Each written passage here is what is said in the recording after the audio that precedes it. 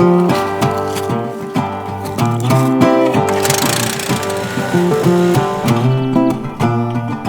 guys, welcome back for another edition of our collaboration with Land and Legacy guys. In this video, we're talking about controlled burning with Matt Dye from Land and Legacy, and we're talking about the benefits from it, why we're doing it, when we're doing it, and so forth on certain portions of the farm. So I find this video to be very informational because a lot of times we show ourselves burning, doing controlled burns, but we don't really get into the why. And so I think this video will be very helpful with explaining the exact why we're doing controlled burns.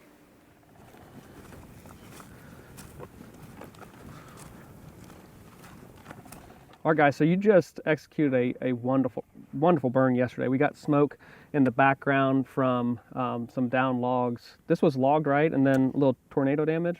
Yeah, so we've had this place for 11 years. I would say it was logged somewhere between 15 to 20 years ago. Okay. And yeah, then I think 3 years ago we had a tornado come through here as well and kind of knock down some more trees. But we ran fire through here 8 years ago, which was very similar to this one. Yeah. Attempted fire, I think 3 or 4 years ago, which didn't do much, and then yesterday's fire, which it's very successful. Yeah, it moved through. We had great conditions, good wind speeds, low humidities, and it's been dry around here, so you got really good consumption of fuel. So, you know, prescribed fire accomplishes a lot. I think a lot of people think that it does a lot of killing, but there's a difference between like killing something with fire and top killing, and most people don't know that there's a difference. But really what you're doing is resetting this vegetation. You've got open sky due to the timber harvest and then due to the tornado, and so you had a young forest coming back. Great bedding cover, lots of woody sprouts, brambles, a few grasses mixed in, but you reset that vegetation.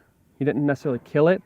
Most of these are perennial based now, and so they haven't emerged from the spring, but you killed that existing growth and they're going to re-sprout. So this is just a maintenance tool to reset the vegetation, keep it where it's most applicable to deer from a foraging and cover standpoint, and you rocked it. Awesome. But you can look right here, like this obviously was a pretty intense fire, but that post oak right there, unscathed. Mm-hmm. Oaks are very fire tolerant, especially at that age. But these younger saplings, they're just going to get reset and continue to provide in the next 3-4 year time frame more woody growth that's forage and cover. So yeah, but before they get out of reach. And as they begin to get older, you can see the density, the stem density, and the kind of the armor that they're beginning to build as a sapling low. That's to make sure down the road that they are fire tolerant. So making sure you have the right fire rotation in an area like this to keep this cover persistent is very important.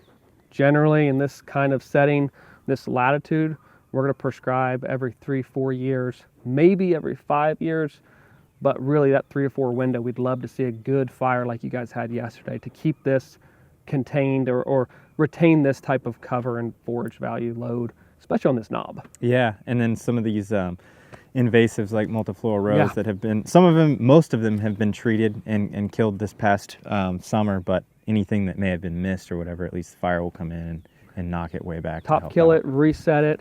Some of that stuff was trying to leaf out yesterday, so that knocked it back pretty good. Yep. Yeah, fire's great, but what it doesn't do, like I said, it doesn't kill a lot of things. Right. It's a maintenance tool. Mm-hmm. So the big work, the implementation of timber harvest, TSI, and then the help assistance of the tornado did the bulk of work. Now we're just maintaining with prescribed fire. Yeah, and it's not hard to see why deer prefer to be up here. I mean, yes. Now with the fire going through, you can literally see, overlook, the food plot down below, this transition area, and they can simply lay down, tuck tight to cover, and be safe. And so, it's a prime bedding spot for sure. Absolutely. Job well done, I'd say. Thank you. So I think one of the things about fire, is people are, it's scary, right? I mean, it can be scary if you don't know what you're doing. So right. If you're early into it, it feels like I could never learn that. Yeah, I get a lot of people ask hey, do you know somebody that can help me do it or whatever? Sure. So yeah. Well, and I think they don't know fire, they never held a drip torch, but then they don't even know conditions. They hear the word conditions and they're like, what's good, what's bad, what should I even be looking for? Where do I look for it? But if you will, in summary, always try to find the clear days, right? A lower wind speed, not really in excess of 10, 12 miles an hour, but you do want the air to be moving because that's going to help fuel. Exactly. Yeah. And from a consistent direction. So anywhere between 5 to 10, 12 miles an hour, I like. Sunny, don't want an overcast day. Relative humidity plays into it a lot as well. So anywhere between 30 to 50% relative humidity. You get below 30, a lot's going to burn, and you need to be very cautious of sub 30% humidities, right? But that 30 to 50 window, pretty much if you got enough fuel load, it's going to carry a fire with that type of wind speed, vent rate, or a ceiling, if you will. It's kind of relative to where the smoke's going to go, how quickly it's going to get up into the upper atmosphere. That's important to look for as well. But you don't find that on WeatherBug or Weather Underground or the Weather Channel, right? Yeah, if you're burning timber versus burning grass, there's differences, situations, different conditions, scenarios. Different, depending on timber and grass. But if you're trying to look for the right days, I use a website called NOAA.org, and it's NOAA. .org, and they've actually got like a little box when you click the weather, like the hourly weather graph. You can go and select, let's say, the fire conditions, and it will tell you over the next however many hours what the relative humidity is, what the vent rate is going to be, transport winds, that sort of thing. So you know, okay, hey, I've got a couple burn days coming up. Yeah. Right? I need to prepare. I need to call the crew, get them on the line because we've got burn days. Or you say, man, it rained yesterday. Where the heck did that storm come from? Yeah.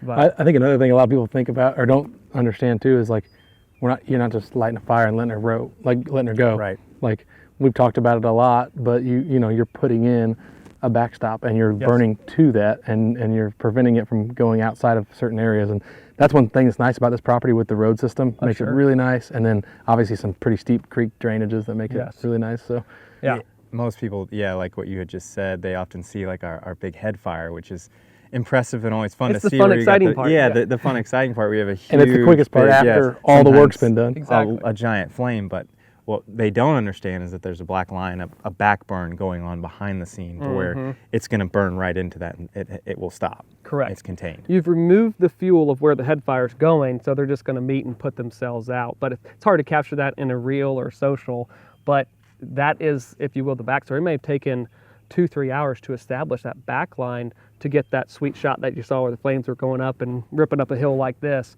But covering your basis, having good fire breaks is super important, and then understanding wind and how fire is going to react. And fuel loads like this and topography like this allows you to be able to do it safely, do it in a controlled manner, and it be a very effective tool. If you're manipulating the canopy, let's say, in any way, you need to be maintaining it with fire. So basically you can't do one without the other, and you have to learn fire. Midwest Land Group has changed the way land is sold and is the only brokerage to offer a 100% satisfaction guarantee. If you're looking to buy or sell property, don't before you talk to us. No, I haven't burned that one over there, and it's due probably, it's either 3 or 4 years. I love seeing this is when I really get into that definition of diversity. There's some cool season grasses still mixed in, some sericea, but in large, this whole open unit across the farm, you've got shrubs, you've got native grass, varying types of both of those.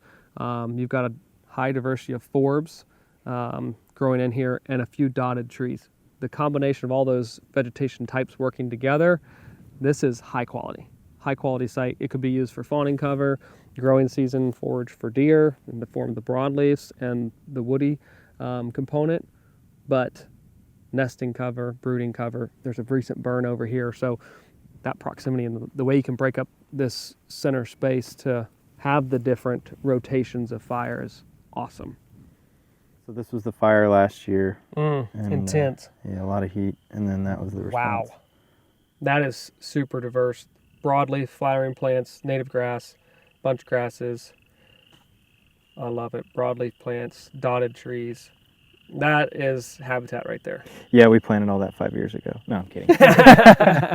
No, but you maintained it. You're right. Yeah. Most people overlook that. That is super dynamic. Yeah. Looks lame right now because it's just all matted down. Well, and I think that's a good point to talk about. Is like, if you're looking at an entire property, 900 something acres, not everything is going to be or should be applicable during the hunting season, right? Right. You need some areas that, again, you can blow your wind into that don't serve the purpose of attraction in the fall because they're super dynamic in the summer time frame or the spring time frame, because not everything is good in the fall, right? You got to look at it as this whole system, but creating that, I mean, that's dynamic. Food, cover, I love it too. Everything. And beautiful. It is very beautiful. That's what caught my eye when I came back here to check it, because I was like, oh yeah, I'm gonna check what we burn and see how it looks. You're like, whoa, this is great. and you literally didn't plant anything. That's nothing. All 100% natural, right. Native seed bank expressing itself. And at one point, there was some sort of livestock in there too, which is crazy. Yep. But yeah, pretty wild what it can turn into. Yeah. You compare this side by side to close canopy timber, worlds of difference, right? Yeah. Valuable here. You need it all, but I love seeing this. And we've done very little outside of fire to really enhance it. I mean, just fire, and then we've attempted to control some of the invasives, but overall, outside of that, like, not much else has been done. And I'm sure at some point, right, the cool season grass was established here previously being a cattle farm, but through burning and through time and not someone liming and fertilizing the cool season grass, these natives have begun to pop, and then that additional fire and timing of the fire has allowed them to promote that much more. It's really good. Thank you guys for watching another episode with our collaboration of Land and Legacy. I want to remind you guys we are also holding a whitetail workshop with the guys at the end of May, early June. The entire weekend right here in Missouri on the farm that you saw this video from. We're just going to be doing everything land management, where we collaborate with them again, talking about all the implementations of TSI, controlled burns, water holes, food plots, all of it, habitat improvement. It's going to be a fun weekend, so if you guys want to sign up for that or want more information on that, just head to our website, heartlandbowhunter.com. You also might want to check out this video that we previously released, which is on TSI with Matt Dye from Land and Legacy. Very informative, and look for more videos like this in the future.